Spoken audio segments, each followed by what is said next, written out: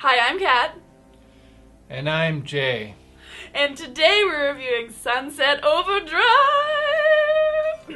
As you can see, I created her character and she created mine.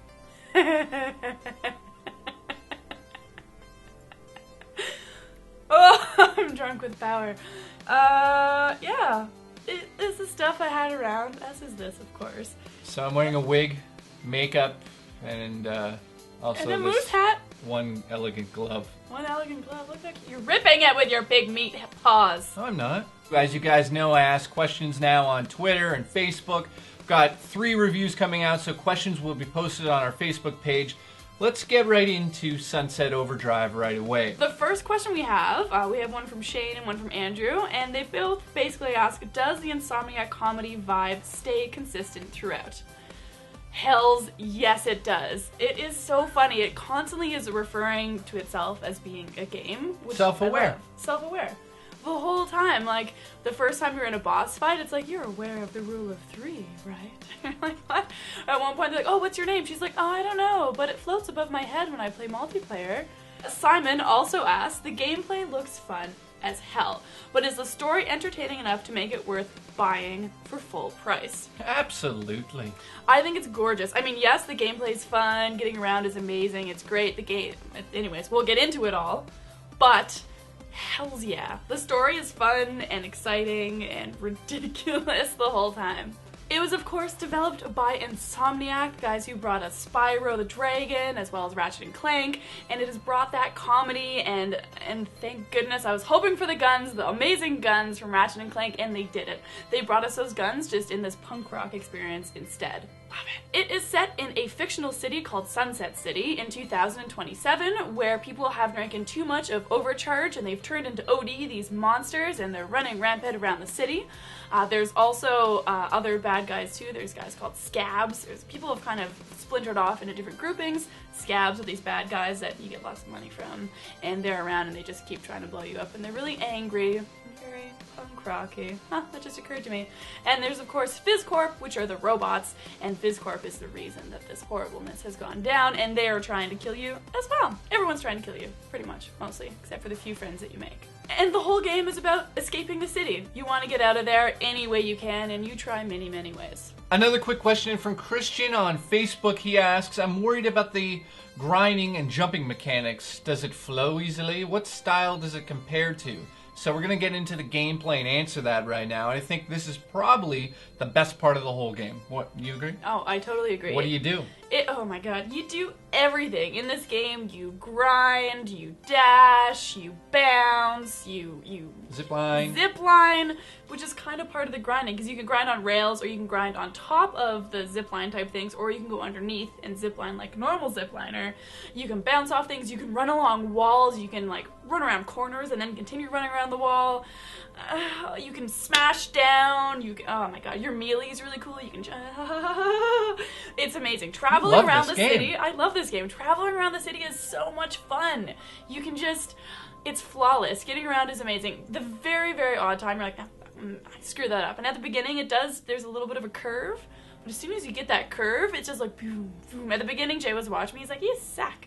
A couple hours later, he walks and he's like, oh, you got a handle on this. I was just like, boom, boom, boom, getting across the city. Oh, you can also dash against along water. You kind of water ski for a certain amount of time, and then you're like, run, and then you fall in, which is also pretty awesome. Here's another important question that, a lot of people asked, so I'm not going to name names, but they asked, how's the shooting? Because they said in the advertisement that this game would change the way shooters take place. It's true, it does change the way shooters take place. At first, I actually tried playing like a regular shooter. I tried to like hide behind cover, walk around. No, you die. You have to grind and bounce and zipline and dash and stuff in order to survive, or else you die. Like, if you get hit, 4 or 5 times, you're pretty much dead. It's very hard in the beginning, especially when you're learning how to do the grinding and the jumping and the bouncing. Once you get into the rhythm of that, the game is like this smooth just transition of jumping. It totally opens up to you. You die so much less. Although you don't mind dying either, because anyways, we'll get to that. I love this game. But in capping, gameplay in terms of how it controls is like, I would say, the funnest game I played all year so far. 100%. 100%. If you like that kind of like combo system of like jumping and killing an enemy and then grinding onto something and getting like a bonus point over here, and then still doing the same flow right through that, and then killing even more enemies, and all of a sudden you see something on the roof and just getting up there, all in one smooth motion. It does that perfectly if you're good enough. Yeah, and they're calling it agile combat, which is exactly what this is, and it makes sense. I mean, you really have to be moving all over the place and being flexible, and suddenly like, oh, I can grab onto that, and then I can grind on that, and then I can kill that guy, and it's so good. And sometimes you'll be doing a mission, you'll be like, why am I not beating this? Why am I not beating this? And you're thinking, right, I need to start grinding and bouncing and stuff in order to do this. So it was pretty cool. Here's another question from Vincent Vonsuela. I believe that's your name. I might have messed it up. I don't know. It's a Facebook question. They asked me approximately how long does it take to complete the side missions and collectibles, if any. I'm a completionist. I want to finish them all. I want to know. So, Kat, what's the side missions? How long does it take? Well, I'm going to say this. The main story of the game took me 10.5 hours, and I have to be honest in this review, I was a little let down by that because it's so goddamn good you want more. Does that take away from the actual price of the game? Is this like a full package? I'll answer that in my score, but 10.5 hours of constant, just in-your-face, amazing combat, grinding, bouncing, jumping. Enemy types are all assorted. And then you still have all the challenges and stuff you can fully complete afterwards, so you don't do that during yes, I have to be honest here, I went through the story mode. The side missions here, I'm guessing, taking a wild guess on this one, is another probably 4 or 5 hours on top of the story. There's tons. Yeah, there's a ton of them. Which give you more collectibles, give you more money, etc., etc. So what are the side also missions? like more little stories. As for side missions, they're all over the place. I mean, you have to go somewhere and get this computer part, and then he's like, well, I'm going to send you on a mission of my own. Go here and use these satellites. And you might also have to, there'll be like a challenge, and there'll be a timer, for instance. And he has this like twisted game show, and so he'll be like, kill 6 OD by melee attack. So a timer starts, and it's whatever, 2 minutes, and so you kill those 6, then another comes up, try this on for size, and you have to kill them with a particular gun, and then you have to kill them by bounce killing them. Then you have to, etc., etc., and each time the amount of OD you have to kill goes up, and each time it's switching the different ways you have to kill them, and the more you do, the more OD that you kill, the more money you get at the end. So you have all those missions, also while you're going around the city and parkouring and being amazing. I don't know if you can even call it parkour. I guess you can. Anyways. It's got parkour touches to it. Parkour touches, but it's definitely superhero-y. In parkour, you would like run and jump and kind of land, and then there'd be a moment of stopping. There's never a moment of you stopping. It's all, if you can do it constant, and there's an importance to doing that in the game and playing it that way, and we'll get to that later. What are you going to talk about now? Also, as you go along, you can collect items as you go that will help you to get amps later on, which we'll get into that. So throughout the city, you'll see cameras and sneakers and tissue paper and neon signs, and so you want to be collecting those as you go as well. So it's funny because you'll be on the way to do this mission, but oh, I'm just going to grab that. Oh, I'm just going to grab that. There's a reason for grabbing that shit. Fizzy balloons as well. We'll get to that. We'll get to that. Now, Dalton asks on Facebook, how much can you customize in the game? Well, if you're looking at us right now, we're kind of ridiculous, and in this game you can be just as ridiculous. If not more. There's so many things you can do in terms of putting clothes on, changing the facial structure of your character, putting, unfortunately for me, woman's makeup on your male character. Or facial hair on the ladies. So to be exact, because we like to be detailed, you have 4 different body types, so 2 female, 2 male, 1 small, 1's large. You have your facial structures, so I think there's about 25 different male and female ones that you can do, so 25 on male, 25 on female. Then you have your hair designs, that's 2 tones, so if you choose like a mohawk, you can like make it red and then blue on the side. Mine was red and then black, and it was a mohawk, and it was cool. Good. I'll get you a cookie for your reward. Yay! You can do your facial hair. You can actually change the color of your facial hair, and then last but not least, your eyes. So you can change it to be like pure blackness, and it's scary. Yeah, or mine were like cat eyes, or you can get like rainbow eyes, or regular like brown, blue. Now, in terms of what you can customize, other than your like sort of your character and what you look like, you can also do accessories and your clothing, and I'll go through that quickly. You can do your head, so you can put things on your head like ridiculous moots hats and glasses. Yeah, glasses, all sorts of things. So you can do your head, your tops, your bottoms. Then you have your saved outfits, a lot like Xbox Live. Back in the day, you could save your little outfits for your avatar. You can do that in this game. Then you also can go back and change your body type and your face later on in the game. So I think I should point out at this point, That makes sense, doesn't it? You have 3 main characters that kind of accompany you through the whole game. So I'll go through those 3 characters and you'll be constantly going to them. You have one character named Two Hat Jack. He supplies your ammo, all of your weapons, your collectibles. So for instance, if you need to buy a map to find those ingredients like she mentioned earlier, you can buy it from there. Yeah, you can just buy it from there, or you can just be really good and look around yourself. Yeah. Good luck to that. There's so many of them. Then you also have the Xbox store underneath Two Hat Jack, so he'll move around the map as you move around. You also have Clarista, who is your vendor for changing your clothes. A bitch. She's like this I would say she's a 1950s sort of like ex-Hollywood star rundown who thinks she knows everything about fashion. She's like, darling, how horrible. Why would you ever wear that? Yeah, it's really... it's funny because it's like, she says some really funny things. I really like those 2 characters. You can also change your melee weapon with her. You can. Then last but not least, you have Floyd. Now, Floyd is sort of your co-pilot in this game. He's the one that's always coming over the loudspeaker in your ear and saying, like, I've got these bonuses for you, but you have to go collect ingredients to build these amps. So, and I like him. He was like laid back and whatever. Jay didn't like him. He's kind of a weird character. I don't know, because he's there so much. He's just weird, but he gets better as it goes. I mean, a lot of these characters, you see them for the first time and you're like, ooh.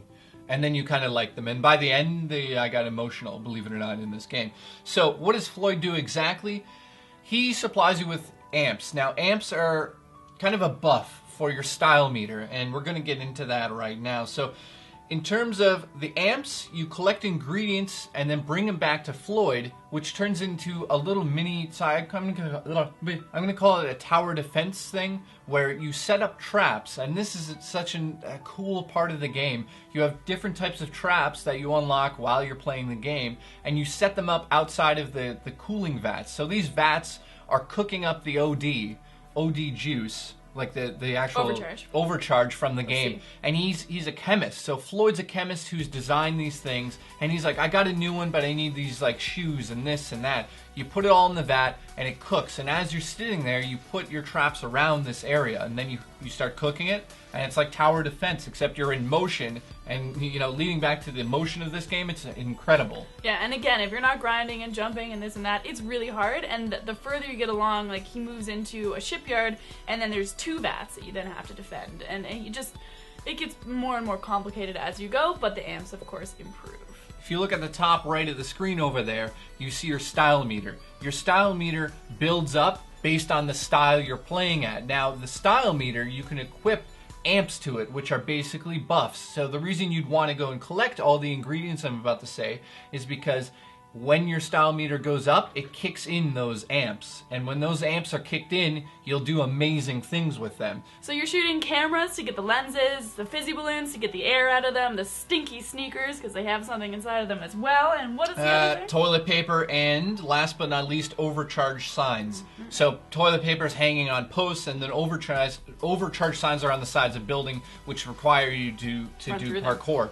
So that stuff is collected to make your amps. You bring it to Floyd, then you do a boss battle, little thing, mini sort of like tower defense game, and you get your amps, you put it into your style meter, and bang, bada, boom, you're stronger. That's why you want to do those right off the bat, and I'm telling you guys, really focus on collecting a lot of those items early, because later in the game you want those cool amps on board. So your style meter, like we said, builds up if you play the game with style. If you just try to run and gun on the ground and don't jump, bounce, and everything, don't even buy this game. Or if you just grind the entire time, it won't go up. You gotta be grinding, then bouncing, then grinding, then jumping over here, then gliding. Another cool thing I have to point out is the music actually ramps up based on the style meter, so they went out there and got a bunch of bands to record different audio tracks. So when you record an audio track in the studio, usually you have it in layers. So at the beginning you have your drums will kick in, then you'll kind of kill a few guys, you're grinding, and all of a sudden the music is like cooler, and you're like, holy shit, this is getting intense. The bass comes in. Yeah, then the bass, then the drums, and then everything's there, and by that point you're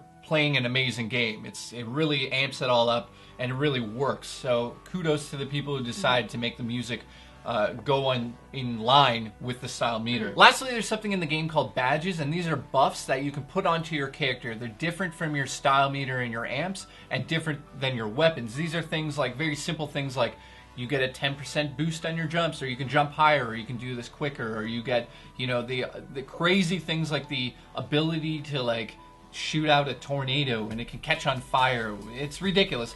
So with your badges, you can do your traversal. I said that wrong, didn't I? Traversal badges? There's a traversal badge, so that's basically grinding and moving around. That builds up over time. Then you have your grinding, your wall running, your bouncing, your pole swinging, your weapons badge, single shot. So if you kill an enemy with a single shot, you get points toward that badge. You have your automatic weapon, deployable weapon, melee, and traps.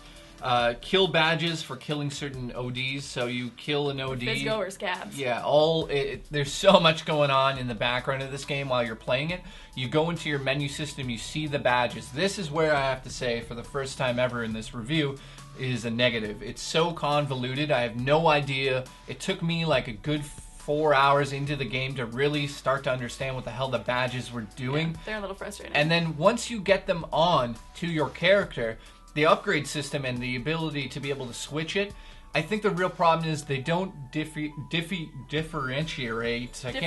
Yeah, they don't do that between the different types of badges you can put on. So it's just this big menu system, and you can either upgrade it or switch it. And there's so many of them, you're like, I'll keep this. And I honestly just kept the ones I had and leveled those up until the end. But then I realized that, holy shit, the game changes drastically if you start using different ones. So the negative here is just the design of how it was laid out in the menu system. Yeah, how it was explained and stuff. It needs a little bit of a better explanation, I think. What are the weapons? Oh my god, the weapons are amazing. So if you like the Ratchet and Clank games that had like the Sheepinator and stuff like that, you're remembering that and you're thinking, man, I want something like that again.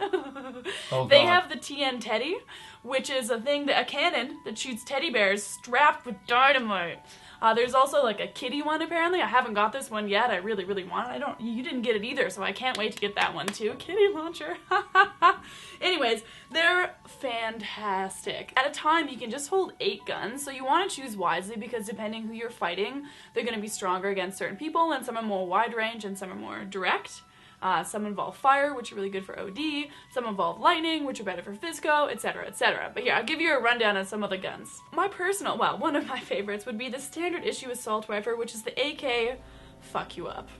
I love it, it's so good. You know what's funny? I just have to add right there. There's so much swearing in this game. Well, you can turn it off if you don't like it, but yeah. You could turn off the gore and the swearing, yeah, but which is nice. Don't turn it off. This game is for adults. Like. So there's also the flaming compensator, which I use a lot, and it looks like a big penis because it has 2 big balls on it. It's so funny, but it's also like a really powerful gun. I quite like it.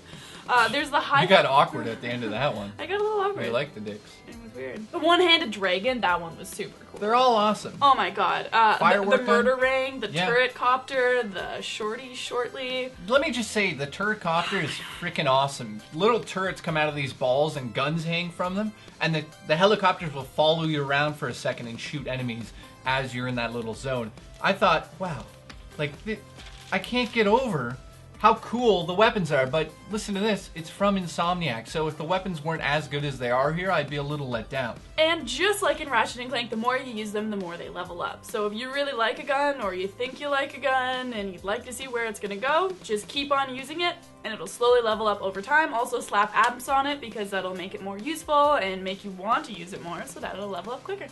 Are there plenty of enemies around the open world? Or does the game feel empty? Enemies in the game. Types. No, that's my notes.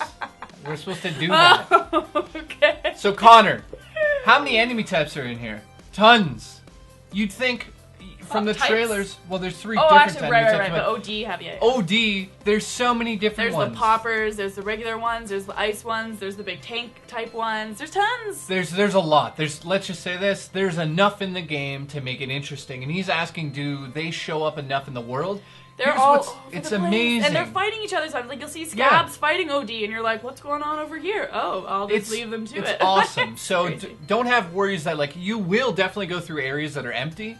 But then very briefly, if you're there for any amount of time, they just start popping out of windows and shit. Here comes something crazy. Online mode is called Online Chaos Squad, and holy shit, it is called Chaos for a reason. These are simple little challenges that take place in the open map where your team gets together and it'll be like, defeat this, overcharge group over here. And whoever gets there first gets points, but it's just one of those modes that's fast and tense.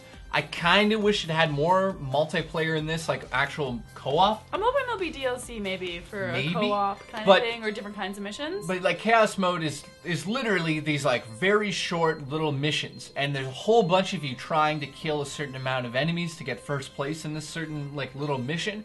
And the problem with this is it's so fucking chaotic that you have no idea what's going on. But I'll say on the happy side of things, once you figure out how to play the game properly with the grinding, bouncing, and jumping and the dashes, then online becomes fun. So do not jump onto the online servers until you're comfortable. You know what you're doing. You know, when you start cooking amps and you're feeling casual about it, then online. This game for me was everything that I wanted it to be, and honestly more. I was really hoping for pretty much an adult Ratchet and Clank, and that's what they gave us, with a punk paintbrush, an excellent amount of music that I was just so into, and it set every circumstance perfectly. Most of the time, of course, regular open world, it's going to be that punk music, but then they add in that spy music, a little bit of Asian music when you're fighting this Asian crowd, this troupe, and they mix it up so well. The characters are all over the place. Really, really interesting. There was only one character I didn't like. He was very irritating. I think his name was Steve, but I can't remember. I've tried to block him from my mind. But every single other character was hilarious or lovable in some way. The boss battles were so good. So good. Love the boss battles. Fizzy is the best. I love him. He actually is the best. I might try to fight Jay for that stuffed animal after this, or maybe at the end of this review. I'm gonna fuck you up! Yeah. The guns. The guns. The guns are everything I want them to be. Leveling them up is so much fun. All the different kinds they are. When you first create the TN Teddy, you're just like, I love this game so much. And you just find yourself doing the most ridiculous things, and you're just like, how am I gliding around a city right now doing this? Or like using this satellite to do that? Or the story is so ridiculous and so much fun. It just makes you want to keep playing. You're addicted to it. I mean, you're at work and you're thinking about it all the time. It's silly. So I have to give it a 9.5. But overall, it's such an amazing game. This is a must-buy, in my opinion, if you are a fan of Ratchet and Clank games. But you're now all grown up like we are. This is it. This is it. I would say it's an Xbox One seller for me. If I didn't have this, I probably would have bought it for this game if I had known how much I would love it. Personally. Overall, I give it a 9.5. If that badge system wasn't as convoluted as it is in this game, and I have to take points off because it's a big part of the game. I want to put those under my character. I want to play with those different abilities, but it's so goddamn confusing.